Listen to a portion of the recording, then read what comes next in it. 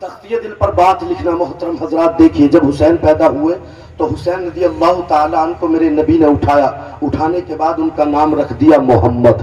کیا رکھا ہے؟ ہم اپنے بچے کا جب پیدا ہوتا ہے صاحب یہ نام رکھیں گے، سیریل سے دیکھ کر ماڈرن نام رکھیں گے، ہم نہیں رکھتے ایسے نام، سوچتے ہیں کہ پرانے ہو گئے۔ ارے میرے نبی کونین صلی اللہ علیہ وسلم نے جن صحابیوں کا نام رکھا یا پہلے نبی کے ساتھی جانثار جو بھی تھے، ان کے اگر کوئی نام رکھے تو اللہ ان کی برکتوں سے مالا مال فرماتا ہے۔ امام حسن اور حسین کا نام کہاں سے آیا دیکھیے، میرے نبی فرماتے ہیں میرے نواسے میرے شہزادوں کے حسن اور حسین جو نام ہے، یہ نام مجھ سے پہلے حضرت آدم تک کسی نے رکھے ہی نہیں۔ کیوں یا رسول اللہ کیوں؟ تو میرے آقا فرماتے ہیں کہ جنت تصور میں آ سکتی ہے؟ نہیں، جنت تو تصور میں نہیں آ سکتی۔ تو کہتے ہیں میرے نبی اس لیے کہ لوگوں، رب قدیر نے ایک تو حسن حسین کو جب دنیا بنی تھی اور جب جنت کو بنایا گیا تو اسی وقت حسن اور حسین نام کو پروردگار نے جنت میں رکھا، اور نہ صرف جنت میں رکھا بلکہ جنت میں مولا نے چھپا کر کے ناموں کو رکھا ہے۔ کیا رکھا ہے؟ ناموں کو چھپا کر کے رکھا ہے۔ اب یہ نام محترم حضرات دیکھیے گا، محمد نام ہمیں رکھ دینا چاہیے جب ہمارے گھر بچہ پیدا ہو۔ اب آقا کریم نے اپنے بچے اور یاد رکھنا نبوت کا خاصہ ہے میرے نبی کا، ہم لوگوں کی نسل چلے گی تو کس سے چلے گی؟ ہمارے بیٹوں سے چلے گی نا، مگر میرے نبی کی جو نسل سے چلی ہے نا، میرے نبی کی شہزادی سے چلی، اور یہ نبی کی خاصیت ہے، یہ نبی کا خاصہ ہے۔ میرے نبی فرماتے ہیں لوگوں دو خاصے ہیں، اور نبوت کے بہت خاصے بیان کیے، مگر دو میں آپ کے پیش نظر کر رہا ہوں۔ کہتے ہیں ایک تو یہ میرا خاصہ ہے، اور آقا کریم ارشاد فرماتے ہیں لوگوں ایک اللہ نے جو مجھے عطا کیا ہے وہ قرآن ہے۔ قرآن یا رسول اللہ وہ قرآن کیا ہے؟ میرے نبی فرماتے ہیں لوگوں اللہ تبارک و تعالیٰ نے ہر نبی کو کتاب عطا فرمائی، کسی کو صحیفے عطا فرمائے، توجہ چاہوں گا علماء اکرام کی، کسی کو صحیفے عطا کرائے۔ اللہ تبارک و تعالیٰ نے انبیاء رسولان اعظام کو صحیفے دیے اور کتابیں نازل فرمائی ہیں، لیکن لوگوں ان کے صحیفے اور ان کی کتابیں جو نازل ہوئی تھی وہ تبدیل ہو گئی، ان کو بدل دیا گیا، مگر لوگوں اللہ تبارک و تعالیٰ نے مجھ کو بھی قرآن عطا فرمایا ہے۔ یا رسول اللہ یہ قرآن کیا ہے؟ میرے نبی فرماتے ہیں یہ معجزہ ہے، جس طریقے سے نبوت کا یہ خاصہ ہے کہ میری بیٹی سے میری نسل چلے گی، اسی طریقے سے یہ اللہ تبارک و تعالیٰ نے مجھے قرآن عطا فرمایا۔ میں نے سوال کیا تھا رب ذوالمنن بتا تو صحیح، پہلے لوگوں کی طرح، پہلے انبیاء اکرام کی طرح، پہلے رسولان اعظام پر جو کتابیں نازل ہوئی، کہیں قرآن تو ایسے نہیں، اے پروردگار عالم قرآن کو تو نہیں بدل دیا جائے گا؟ رب ارشاد فرماتا ہے اے محبوب نہیں، قرآن کو ہم نے نازل کیا، قرآن کی حفاظت بھی ہم کریں گے۔ رب قدیر کے حبیب فرماتے ہیں لوگوں اللہ نے مجھ کو وہ قرآن دیا، جب تک رحمان رہے گا مجھ میں نازل ہونے والا قرآن رہے گا۔ واہ نعرہ تکبیر، نعرہ رسالت، علماء اہل سنت، ذکر شہید اعظم۔ واہ! امام حسین پیدا ہوئے، نام رکھ دیا گیا محمد، روز گزرے محترم حضرات عقیقہ کیا گیا۔ آج ہم عقیقہ کرتے ہیں تو ہمارا عقیقے میں دیکھیے، ہم اگر اپنے بچے کے بال منڈاتے ہیں نا تو صرف بال منڈا دیے، میں یہ نہیں کہتا عقیقہ نہیں ہوگا، عقیقہ کرنا سنت ہے۔ یاد رکھنا میرے نبی کریم رؤوف الرحیم نے صدقہ کیا بالوں کے عوض میں، کیا کیا؟ صدقہ کیا بالوں کے عوض میں، اور آقا نعمت دریائے رحمت نے اپنے نواسے کے بالوں کو تدفین کرنے کا حکم دیا۔ کیا کہا ہے؟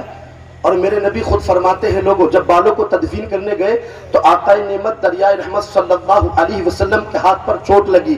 بعض نے کہا کہ سرکار نے حجامہ کرایا، مگر آقا کریم کی اس طرح سے چوٹ لگی جس کی وجہ سے میرے نبی کے اللہ اکبر خون نکلا، آقا کریم کے خون کو گرنے نہیں دیا۔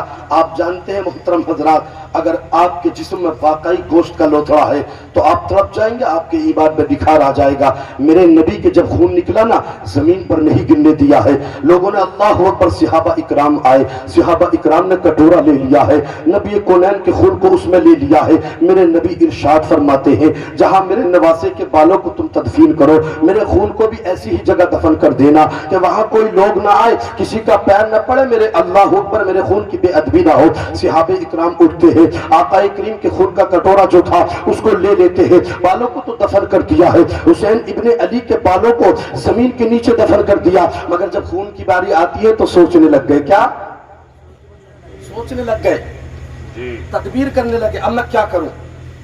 مگر میرے آقا کریم صلی اللہ علیہ وسلم کے نواسے کے بالوں کو تدفین کر کے لوٹتے ہوئے خیال آتا ہے کہ آقا کریم نے مجھے خون کا پیالہ بھی تو دیا تھا. آقا کریم کے خون کے پیالے کو دیکھتے, کبھی زمین کی جگہ کو دیکھتے, زمین کو دیکھ کر سوچتے کہ یہاں محفوظ رہے گا, مگر پھر دل میں خیال آتا ہے, نسائی شریف میں واضح طور پر لکھا ہوا ہے محترم حضرات کہ ان کے دل میں یہ خیال آتا تھا کہ یہاں میں دفن تو کر دوں گا مگر کوئی آ سکتا ہے. پھر خیال کرتے ہیں یہاں کوئی نہیں آئے گا, یہاں آقا کریم کے بالوں کے یعنی آقا کریم کے خون کو ڈال دیتا ہوں, مگر پھر خیال آتا ہے کہیں ایسا نہ ہو نبی کریم کے خون کے اوپر کوئی چلا جائے. سمجھ رہے ہیں آپ, آقا کریم کے خون کی بات چل رہی ہے, صحابہ اکرام کشم و کش میں ہے, صحابہ اکرام کشم و کش میں ہے. صحابی رسول نے آقا کریم صلی اللہ علیہ وسلم کے خون کو لیا اور سوچنے پر مجبور ہو گئے اور سوچنے لگے اگر خون کو میں ڈالتا ہوں کسی کے قدم آ سکتے ہیں, لوگ یہاں آ کر اس کے اوپر اللہ اکبر بے ادبی کر سکتے ہیں. وہاں سے اٹھتے ہیں, اٹھنے کے بعد چلنے لگتے ہیں, راستے میں جانے کے بعد خیال آتا ہے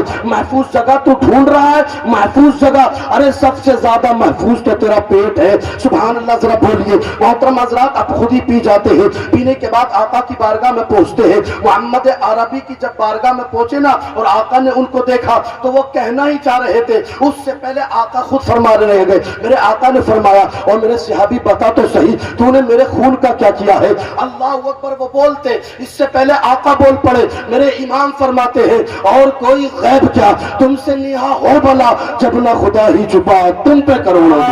بے شک بے شک. محترم حضرات, بات آگے چلتی ہے. آقا کی بارگاہ میں آئے اور سامنے کھڑے ہو کر ہاتھ جوڑ کر عرض کرتے ہیں یا رسول اللہ گستاخی ہو گئی. میرے آقا ارشاد فرماتے ہیں کیا گستاخی ہوئی. عرض کرتے ہیں یا رسول اللہ اتنا کہا تو میرے نبی نے فرمایا لگتا ہے تو نے میرا خون پی لیا ہے. ایمانداری کے ساتھ بتانا, اب یہ نبی کا خون ہے, خون ہمارا بھی ہے, بتاؤ خون پاک ہے کہ ناپاک ہے؟ خون پاک ہے کہ ناپاک ہے؟ خون ناپاک ہے اور خون کو پینا یہ شریعت مطہرہ میں جائز نہیں ہے. اور وہ صحابی ہے, نبی کا خون پاک ہے کہ ناپاک ہے؟ میرے نبی کا خون پاک, ہمارا خون ناپاک, ہمارا خون ناپاک, ہمارا خون پینا ناجائز.